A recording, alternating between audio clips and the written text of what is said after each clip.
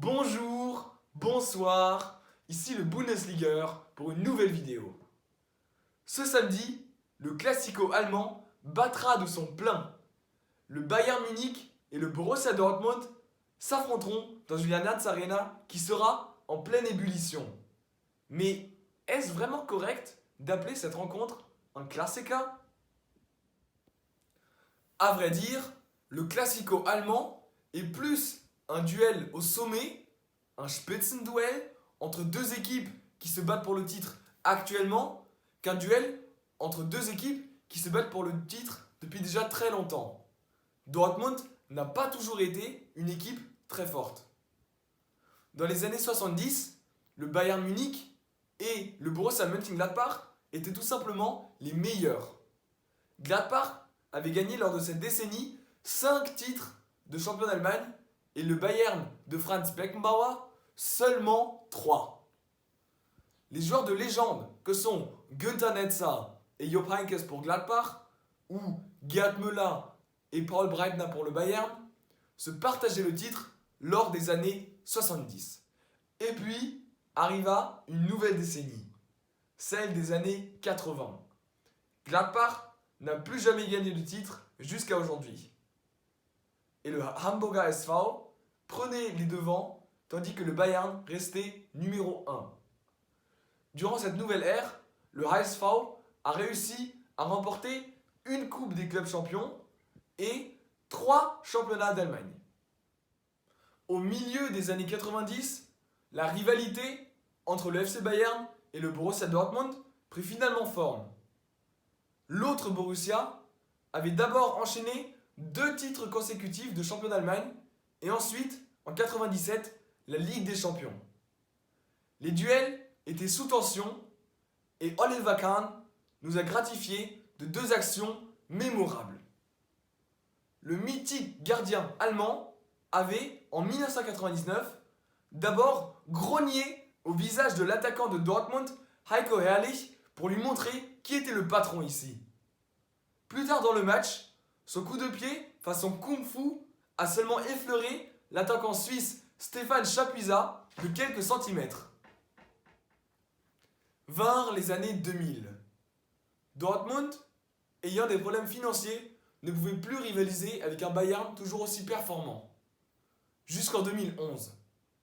Jürgen Klopp et sa jeune bande de jaunes et noirs ont modernisé le football allemand avec un style de jeu offensif, séduisant, comme on peut l'observer aujourd'hui avec Liverpool.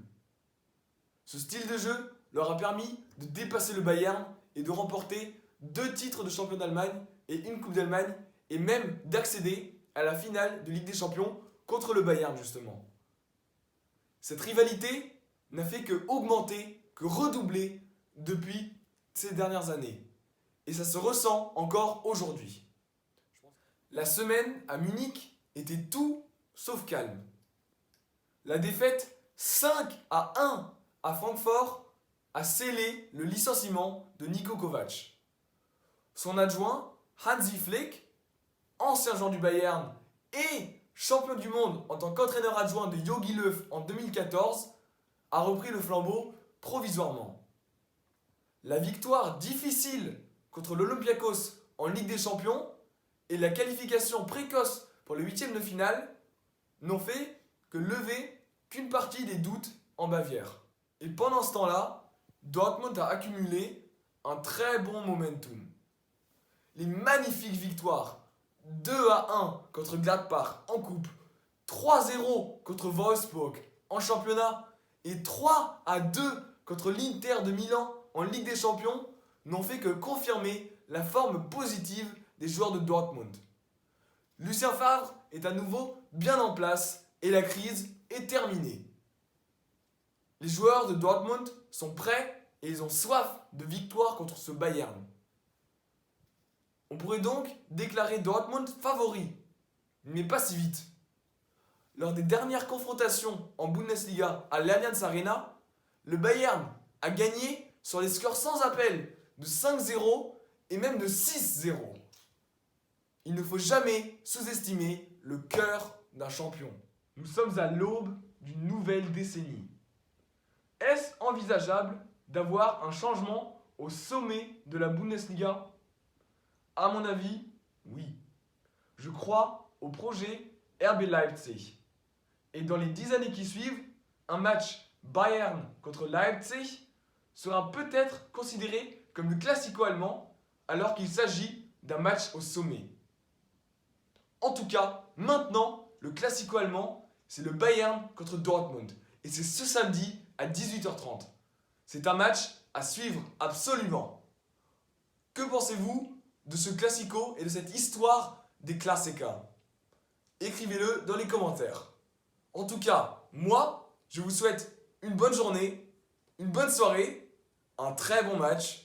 Und tschüss.